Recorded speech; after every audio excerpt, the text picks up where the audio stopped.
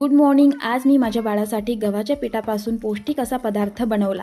त्यासाठी लागणारं साहित्य म्हणजे एका कढईमध्ये तूप घेतलं, तुपाची फोडणी घातली, त्यामध्ये जिरं मोहरी टाकून छान एक तडका येऊ दिला आणि त्यामध्ये 2 चमचे गव्हाचं पीठ घेऊन छान लालसर रंग येईपर्यंत आणि खमंग सुवास येईपर्यंत छान भाजून घेतले आणि त्यामध्ये चिमूटभर हळद आणि चिमूटभर मीठ टाकून आणखी छान परतून घेतला आणि त्यामध्ये वरून पाणी टाकून छान ढवळून घेतलं आणि एकत्र एकजीव होईपर्यंत छान मिक्स करून घेतलं. गुठळ्या जमा होतील नाही त्याची काळजी घेतली.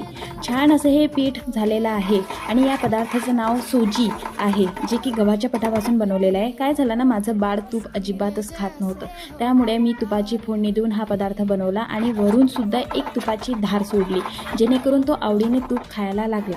आता हे तुम्ही बघू शकता की छान पातळ असं खदखदीत असं सोजी झालेली आहे आणि वरून तूप टाकून तुपाची धार सोडून मी ही माझ्या बाळाला खायला देत आहे. तो खेळत होता आणि खेळता खेळता